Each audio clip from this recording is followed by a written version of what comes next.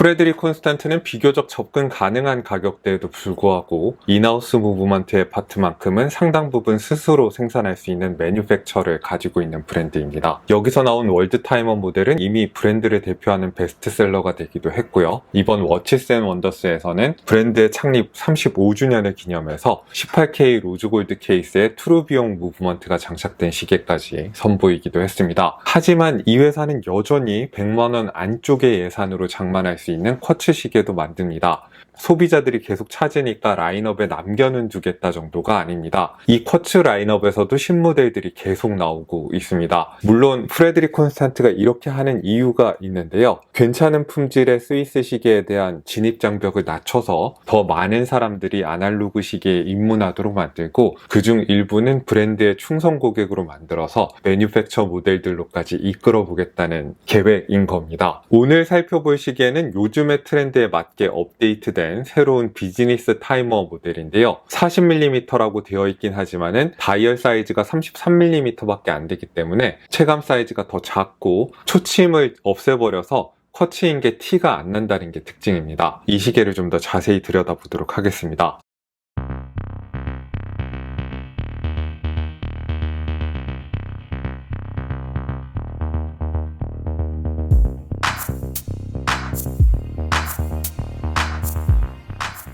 오늘 영상에 유료 광고가 포함되어 있는 이유는 이 모델을 4월 26일 오후 9시 네이버 쇼핑 라이브 프로그램 워치 인사이드에서도 다루게 될 예정이기 때문입니다. 프레드릭 콘스탄트는 이렇게 할인 프로그램을 할 때 장만을 하시면은 가격이 특히 유리합니다. 이 모델 이외에도 예전에 구독자님 시계로 저희 채널에서 한번 소개해드린 바 있었던 까레 하트비트 모델이 오랜만에 다시 돌아옵니다. 새로운 디자인의 까레 시리즈가 나오면서 예전 하트비트 디자인은 단종이 되는 게 아닌가 예상을 했었는데 그게 아니라 한 번 더 입고가 됐네요. 이 로마자 인덱스의 다이얼 중앙부에 기호쇼 패턴이 들어간 디자인이 고급스러워 보이기는 해서 인기가 워낙 높기는 했습니다. 프레드릭 콘스탄트는 셀리타의 오토매틱 무브먼트가 들어간 모델이랑 론다사의 쿼츠 무브먼트가 들어간 모델이랑 가격 차이가 그렇게 크지 않습니다. 그래서 100만원대 예산 정도에서 사각 케이스의 드레스 시계 하나쯤 있었으면 좋겠다고 생각하셨던 분들은 틀리지 않은 선택이 될 겁니다.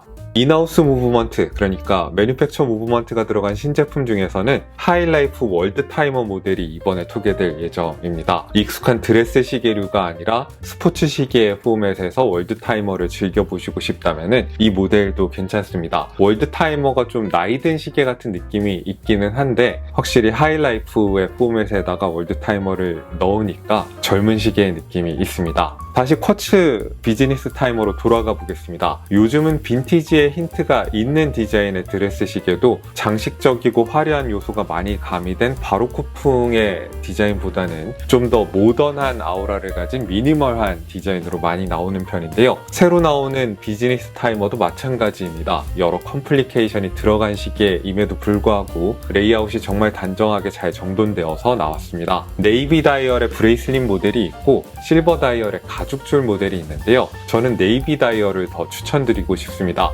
색깔 때문에 그런 게 아니라 물론 색상도 네이비 다이얼이 매력적이긴 하지만은 시계줄 때문입니다. 가격이 비슷한데 브레이슬릿을 준다면은 저는 브레이슬릿을 고르는 게 더 이득 같거든요. 가죽줄을 따로 사는 건 그렇게 비싸지 않은데 브레이슬릿은 따로 사기도 힘든 데다가 대체로 더 비쌉니다. 사이즈가 40mm로 나와 있지만 앞서 설명드린 바와 같이 체감은 그보다 많이 작게 느껴집니다. 베젤이 2층으로 되어 있어서 실제로 다이얼 직경이 33mm로 작기도 하고요. 러그 투 러그의 길이가 44.8mm로 컴팩트한 것도 영향이 있을 것 같습니다. 두께 역시 9.9mm로 상당히 슬림합니다. 가죽줄에 장착하면 무게는 55.5g이고요. 스틸 브레이슬릿 버전은 제 17cm 손목둘레에 맞게 조정했을 때 117.6g이 나옵니다. 러그 폭이 22mm로 케이스 사이즈에 비해서 상당히 넓은 것도 특징인데요. 대신에 버클 부는 너비가 18mm입니다. 너비가 이렇게 빠르게 좁아지게 해서 약간 빈티지의 힌트가 느껴지도록 했습니다. 얇은 시계인데도 사파이어 크리스탈에는 약간 곡면이 들어가 있습니다. 그리고 다이얼이 비교적 깨끗하게 보이는 편인 걸로 봐서는 내부에는 무반사 처리도 되어 있는 것으로 생각이 됩니다. 뒷면은 평범한 스크루인백이고 폴리시가 되어 있고요.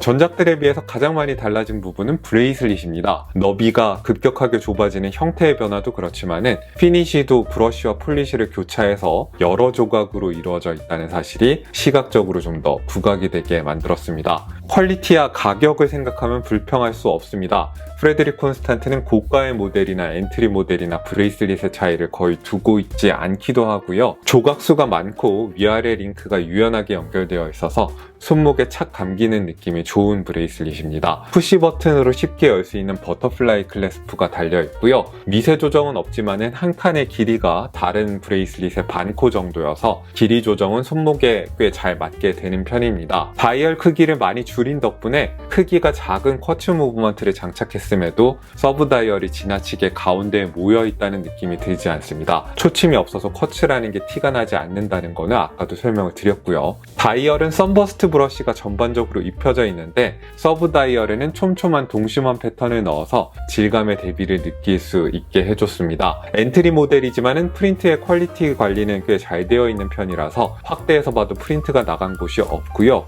프레드릭 콘스탄트가 언제나 생각을 좀 하고 시계를 만드는 회사라는 생각이 들게 하는 건 실버 다이얼 부분입니다. 인덱스와 시분침에다가 약간 어두운 색의 코팅을 입혀놨어요. 그래서 실버 다이얼 부분이랑 대비를 줘서 정보를 좀 더 쉽게 읽을 수 있게 해뒀습니다. 경험 없는 회사들이 보통 이걸 밝은 은색의 인덱스랑 시분침을 매칭을 해서 읽을 수 없게 하는 경우가 종종 있거든요. 리프형의 시분침은 그냥 평면이 아니라 약간 곡면이 들어가서 가격대에서 볼 수 없는 좀 더 고급스러운 인상을 줍니다. 반면 가느다란 아워 인덱스는 특별하다기보단 제자리에 있고 읽기 좋다 정도의 느낌입니다. 지금이 1년에 몇 번째 주인지 표시하는 컴플리케이션이 들어가 있는데요. 이건 제 생각에는 기능상으로는 큰 의미가 없습니다. 시각적으로 더 컴플리케이션이 많다는 느낌을 주기 위해서 남아있는 것 같아요. 무브먼트의 한계이기도 하겠지만은 저는 이런 컴플리케이션을 위한 컴플리케이션은 그렇게 좋아하지 않습니다. 그럼에도 불구하고 디자인은 프레드릭 콘스탄트 시계답게 세련되게 잘 나왔고요. 여기 들어간 무브먼트가 론다사의 706B 쿼츠 엔진일 텐데요. 같은 무브먼트가 들어간 시계를 인터넷에 검색을 해보시면 제 말이 무슨 뜻인지 이해하시게 될 겁니다. 이 시계보다 더 저렴한 시계들도 많이 보이긴 할 테지만은 별로 갖고 싶지는 않으실 겁니다. 이 무브먼트는 장단점이 분명한데요. 장점은 배터리